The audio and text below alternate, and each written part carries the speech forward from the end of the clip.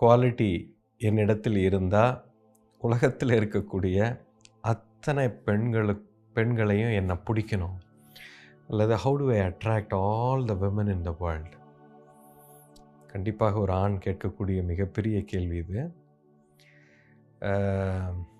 முதல்ல நல்லா புரிஞ்சுக்கங்க,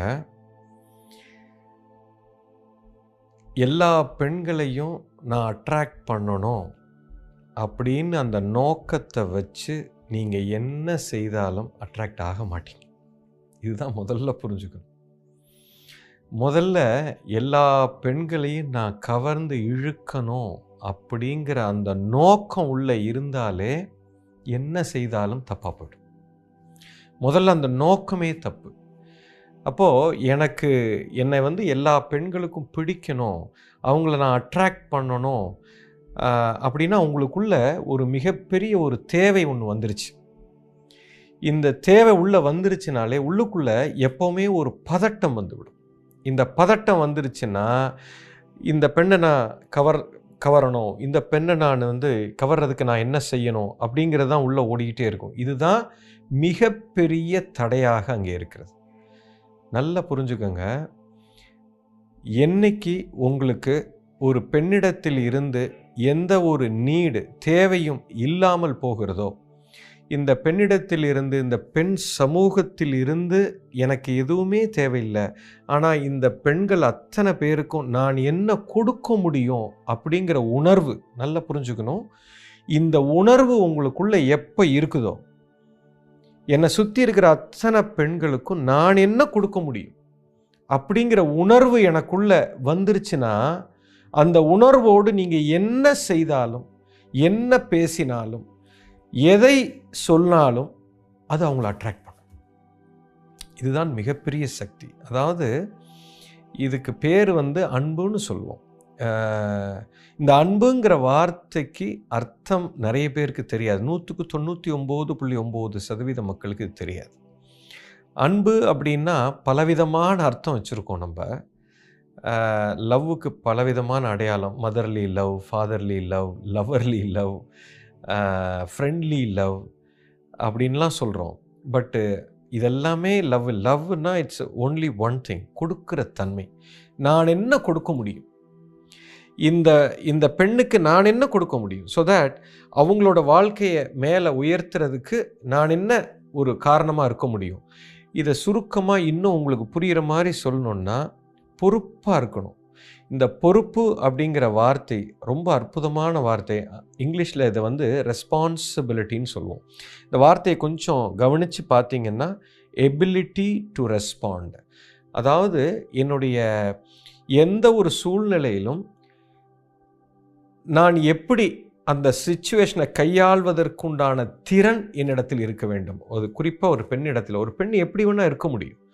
அந்த ஒரு கணத்தில் இந்த பெண்ணுக்கு நான் பொறுப்பாக இருந்து என்ன ரெஸ்பாண்ட் பண்ண முடியும், அந்த திறன் உங்களுக்கு இருந்துச்சுன்னா அந்த கணத்திலேயே அந்த பெண் உங்களை நோக்கி வர தொடங்குவார்.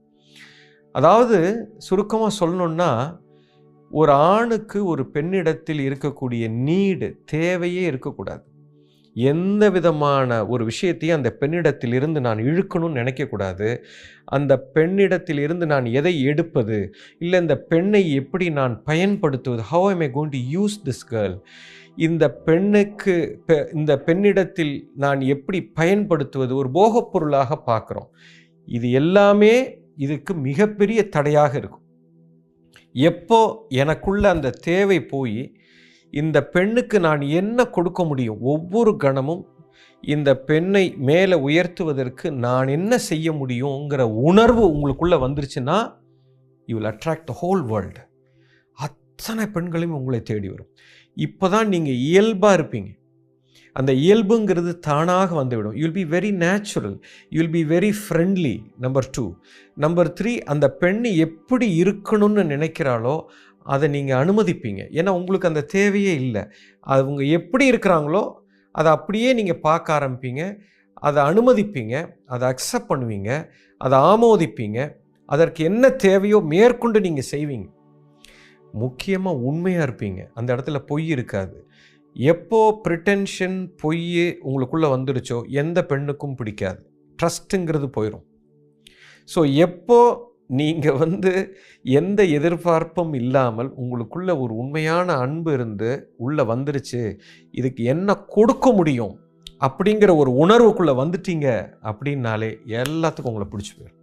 The whole world will come to you.